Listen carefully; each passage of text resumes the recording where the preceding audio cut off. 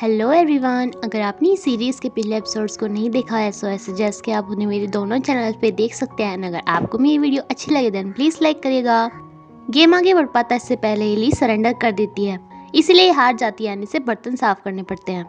यीचेंग कहता है कि तुम नर्वस हो गई थी ना, इसलिए तुमने सरेंडर कर दिया। लेकिन ली कहती है कि मैंने सोचा वो स्टूपिड से गेम खेलने से अच्छा है मैं बर्तन ही साफ कर लूँ। अब जैसे कि ली ने बहुत सारी लड़कियों को प्रोग्रामिंग सिखानी स्टार्ट कर दी थी, तो यीचेंग बताता है कि इसके लिए तुम्हें पहले परमिट की ज़रूरत है एंड मैं इसका इंतजाम करवा दूंगा। तभी ली को वोमिटिंग होने लगती है, लेकिन यीचेंग से कहती है कि मेरी तबीयत कुछ ठीक नहीं है। देन यीचेंग इसके लिए बर्तन साफ करता है। काफ़ी देर रात तक ली ऐसे ही बैठी थी कि यीचेंग के पास बहुत सारे मैसेज करके इसे बाहर मिलने के लिए बुलाता है। जीतोंग जा ही रही थी कि चैंगमैन इससे पूछता है कि क्या वो इसके साथ थोड़ी देर नाइट वॉक कर सकती है। जीतोंग वैसे तो इसके पास नहीं आने वाली थी, लेकिन जब ये कहता है कि फिर मुझे ली के पास जाना पड़ेगा, तो जीतोंग इसे वार्न करती है कि मेरे भाई की शादी के बीच में मत आओ।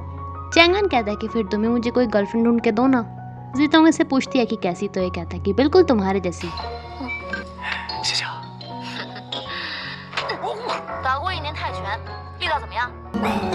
ली चैंग से मिलने के लिए आती है, जहाँ पे चैंग इसे कन्फेस करता है कि मुझे अपनी फीलिंग्स के बारे में पता ही नहीं था कि मैं तुम्हें लाइक करता हूँ, जिसकी वजह से सारी मिसअंडरस्टैंडिंग क्रिएट हो गई।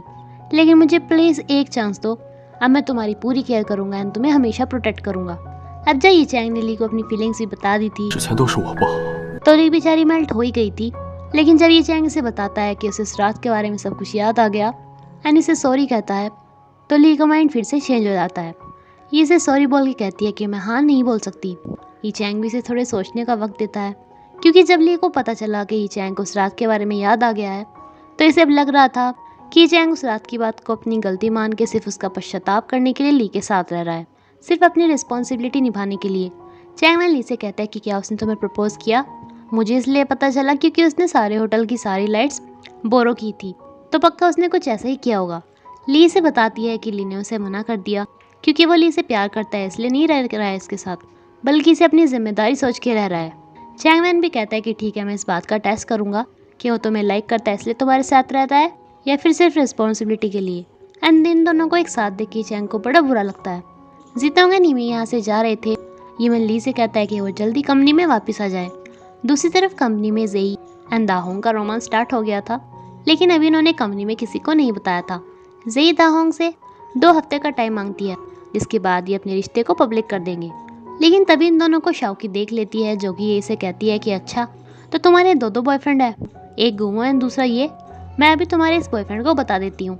अब कहीं शाओकी दाहोंग को ना बता दे, इसलिए जेई को इसे बताना पड़ता है कि गुमो के साथ मिलकर तो सिर्फ वो एक्टिंग कर रही थी, लेकिन इसका बॉयफ्रेंड तो दाहोंग ही है। ली जिन लड़कियों को प्रोग्रामिंग सिखा रही थी उनमें से एक के पेरेंट्स आ जाते हैं, क्योंकि उन्हें पसंद नहीं था कि उनकी लड़की प्रोग्रामिंग करे। इनका मानना था कि प्रोग्रामिंग सिर्फ लड़के ही कर सकते हैं। एंड ली को काफ़ी ज़्यादा डांटते हैं कि वो उनकी लड़कियों को बहका रही है।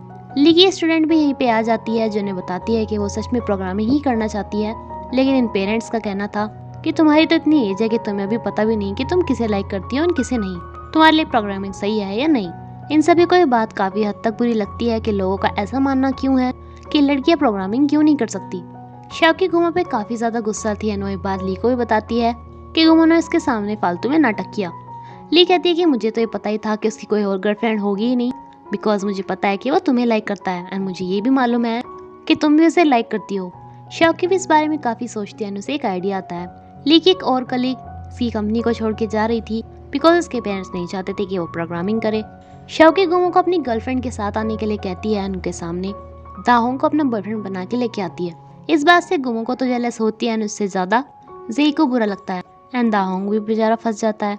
जेई कहती है कि तुमने तो हमारा डेट भी कैंसिल कर दिया था ये बोल के कि तुम गेम खेलने जा रहे हो, तो क्या ये है तुम्हारा गेम? एंड दाहोंग कहता है कि तुमने तो बोला था तुम अपनी बेस्टी के साथ ब्यूटी पार्लर में जा रहे हो, तो क्या ये है तुम्हारी बेस्टी? जेई ये बोलकर चली जाती है कि हम दोनों तो एक्टिंग कर रहे हैं, लेकिन ये ब्रेकअप रियल में है। लेकिन जेई तो ये सब भी नाटक ही कर रही थी, उसे पता था कि दाहोंग से कोई भी चीटिंग नहीं कर रहा है। शाओकी गुमो से कहती है कि मैंने ये सब इसलिए किया क्योंकि आज तक तुमने मेरे सारे डेट खराब किए थे, तो मुझे भी करना था एंड तुम मेरे साथ ऐसा करते ही क्यों हो?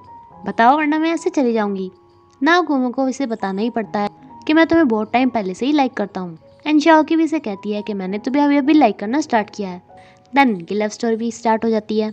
यीचेंग को कंपनी पहुँच के पता चलता है कि चैंगमैन ली को लेके हॉस्पिटल गया है। हॉस्पिटल में जाके इसे पता चल जाता है कि ली प्रेग्नेंट है। ये चैंग इससे पूछता है, 是不是我？是我的孩子。不可能，怎么不可能？你不是早就知道我们俩同居了吗 ये？चैंग ये बोलकर चला जाता है कि अच्छा तुम इसीलिए मेरी इतनी इंसल्ट कर रही थी। इसके यहाँ से जाने के बाद ली कहती है कि तुमने उससे झूठ क्यों बोला। चैंगमैन इसे बताता है कि देखो, अगर वो तुम्हें प्यार करेगा तो अब भी तुम्हारे लिए वापस आएगा, लेकिन अगर वो ये सब जिम्मेदारी के लिए ही कर रहा था तो अब तो उसे पता चल गया कि सबका जिम्मेदार मैं हूँ, तो वो वापस नहीं आएगा। लेकिन इस सब के बाद ली को कोई भी उम्मीद नहीं थी कि वो वापस आ जाएगा। ये चैंग वापस अपने शहर चला जाता है। ये बहुत ज़्यादा ड्रिंक करता है। इसकी मॉम इससे पूछती है, इसे भरोसा दिलाती है कि ली वापस आ जाएगी, लेकिन इस बार तो ये भी बोल देता है कि ली ने मूव ऑन कर दिया है, अब वो वापस नहीं आएगी। ये चैंग की मॉम काफ़ी ज़्यादा सैड होकर अपने हस्बैंड को ये सारी बात बता देती है। चैंगमैन ली को बताता है कि ये चैंग तो सच में ही वापस चला गया। ली को काफ़ी ज़्यादा बुरा लगता है। ली कहती है कि मुझे तो मालूम ही था कि वो वापस नहीं आएगा। अब तो चैंगमैन को भी काफ़ी ज़्यादा बुरा लग रहा था कि उसके एक झूठ की वजह से ये दोनों हमेशा के लिए ही अलग हो गए। मिस्टर जियांग ये चैंग से मिलने के लिए आती हैं। इसे अपने साथ गेम खेलने को कहते हैं, जिसमें आज पहली बार ये चैंग जीत जाता है। मिस्टर जियांग कहते हैं कि तुम बचपन में तो हमेशा हारते थे, तो अब क्यों जीत गए। ये चैंग कहता है कि पहले मुझे अपने अपोनेंट के बारे में बिल्कुल भी मालूम नहीं था, लेकिन अब हो गया है।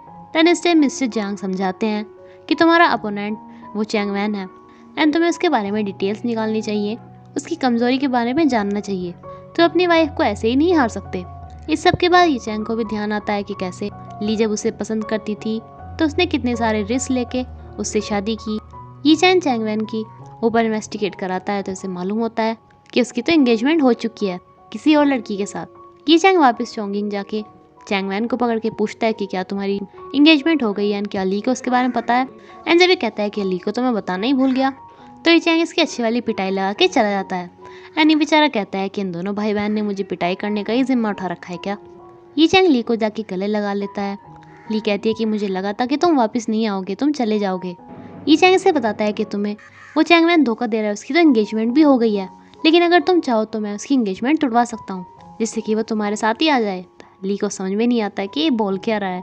एंड ये चैंग कहता है कि देखो, मैं तुम्हें प्यार करता हूँ इसलिए तो मैं ऐसे ही नहीं जाने दे सकता, लेकिन अब मुझे मालूम हो गया है कि ज़रूरी नहीं होता कि जिसे हम प्यार करें वो हमें मिले, हमें उसकी खुशी में ही अपनी खुशी देखनी चाहिए। एंड अगर तुम्हारी खुशी चैंगमैन के साथ है तो मैं उसे तुम्हें मिलाने में मदद करूँगा। ली कहते हैं कि वो सब हम अपने आप देख लेंगे। ये चैंग पूछता है कि कैसे, तो ली बताती है कि मैं उससे ब्रेकअप कर लूँगी। यानी कि अब ली को भी पता चल गया था कि ये चैंग इसे सच में प्यार करता है। एंड ये चैंग को भी इसके आंसर से पता चल गया था कि अभी इसे साथ रहने के लिए तैयार है। 不是我，我会把他当做自己的孩子一样照顾，把他抚养长大的。 ली चैंगमैन की चोट के बारे में पूछती है कि ये चैंग ने तुम्हें मारी क्या। तो चैंगमैन कहता है कि उसने मुझे ऐसे ही नहीं मारी, हम दोनों ने एक दूसरे के साथ फाइटिंग की थी। ली कहती है कि मैंने उसके ऊपर तो कोई भी चोट नहीं देखी, इसका मतलब उसने ही तुम्हारी पिटाई की होगी। अब ये चैंग अपना सारा सामान लेकर ली के साथ रहने के लिए आ जाता है। ली कहती है कि तुमने तो मुझसे पूछा भी नहीं। तो ये चैंग कहता है कि हम दोनों अभी तक शादीशुदा हैं, तो जो तेरा है वो मेरा है एंड जो मेरा है वो तेरा है। ली कहती भी है कि मेरे रूम में इतनी जगह नहीं है, तो ये बोलता है कि मैं सोफे पे ही सो जाऊंगा। नाउ चैंग ली का पूरा ख्याल रखना स्टार्ट कर देता है, इसके लिए खाना भी बनाता है जबकि इसे आता भी नहीं था। एंड जहाँ ली इससे दिन में थोड़ा भाव खाती है इसके सामने, तो इसके सोने के बाद इसकी पूरी केयर भी दिखाती है। सुबह के टाइम चैंगमैन आके कहता है कि तुम यहाँ पे क्या कर रहे हो। तो ये चैंग इसे कहता है कि मेरी वाइफ का घर, मैं जब चाहे यहाँ पे आ सकता हूँ एंड तुम यहाँ से जाओ। देन ली के साथ शॉपिंग करने आता है जहाँ पे प्रेग्नेंट वुमेन के लिए रेडिएशन प्रूफ प्रेगनेंसी सूट्स थे। ये चैंग इन्हें खरीदना चाहता था, लेकिन जब सेल्स गर्ल बताती है कि ये सिर्फ उन्हीं प्रेग्नेंट वुमेन के लिए है जिन्हें अब तक सिर्फ 3 महीने हुए हों, तो ली बहाना मार के इसे मना कर देती है। ये चैंग इसे जोर जोर से बोलने लगता है। 我喜欢你。 ली कहती है कि मुझे पता है, तुम मुझसे जोर जोर से क्यों बोल रहे हो। 收银台在那边。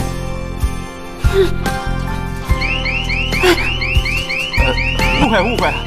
ली से दोबारा से पूछती है कि क्या तुम बच्चे की जिम्मेदारी लेने के लिए तैयार हो। ये चैंग इस बार भी हाँ बोलता है, ये सोचते हुए भी कि बच्चा उसका नहीं चैंगमैन का है। ये चैंग ली के लिए एक अपार्टमेंट भी खरीदता है जिसमें कि सभी बच्चों को प्रोग्रामिंग सिखा सके, स्पेशली लड़कियों को। लेकिन ली इसे अभी ज्वाइन करने से मना कर देती है, बिकॉज अभी अगर करेगी तो इसे कुछ दिनों में अपनी प्रेगनेंसी की वजह से छोड़ना पड़ जाएगा। लेकिन ली को समझ में नहीं आ रहा था कि यहाँ पे आएगा कौन, क्योंकि कोई भी अपनी लड़कियों को प्रोग्रामिंग सीखने ही नहीं देता। एंड कुछ को तो यही नहीं मालूम कि उन्हें प्रोग्रामिंग अच्छी लगती है, क्योंकि हर किसी के पास ये चैंग जैसा आइडल तो होता ही नहीं जिसके लिए वो प्रोग्रामिंग सीखेंगी। इसलिए दोनों डिसाइड करते हैं कि एक प्रोग्राम करेंगे जिसमें ये सभी लड़कियों को प्रोग्रामिंग के लिए जागरूक करेंगे। ये चैंग कहता है कि मैं तुम्हें एक आइडिया दूं कि कैसे तुम अपने इस प्रोग्राम के लिए सबको इनवाइट कर सकती हो और एडवर्टाइजमेंट कर सकती हो, लेकिन फिर तुम्हें एक अलग वे में मुझे थैंक्स करना पड़ेगा। ली कहती है कि पहले आइडिया बताओ। देन ये चैंग से बताता है कि वो ऑनलाइन एडवर्टाइजमेंट करेंगे एंड पैम्पलेट्स भी डिस्ट्रीब्यूट करेंगे वगैरह वगैरह। अब ये ली से अपना थैंक्स मांगता है। 你以为我亲你啊？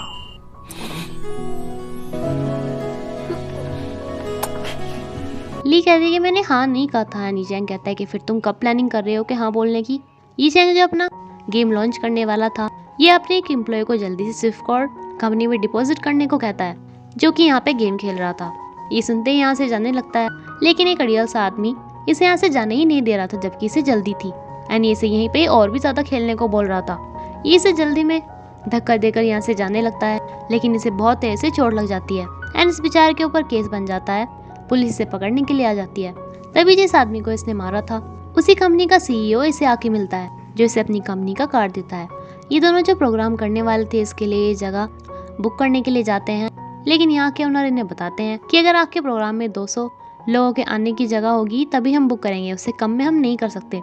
ली को नी चैंग को तो बिल्कुल भी उम्मीद नहीं थी कि उनकी इस प्रोग्राम में 50 बच्चे भी आएंगे, इसलिए इनसे थोड़ा टाइम मांगते हैं। ये चैंग अपनी कंपनी में भी इन पैम्पलेट्स को बांटना स्टार्ट कर देता है उस प्रोग्राम में आने के लिए एंड दूसरे चैंग वैन भी अपनी कंपनी में बांटता है कि जो भी इस प्रोग्राम में आएगा मैं उन सभी को बोनस दूंगा। एंड इसी के साथ ही एपिसोड ये भी खत्म होता है फ्रेंड्स। Thank you.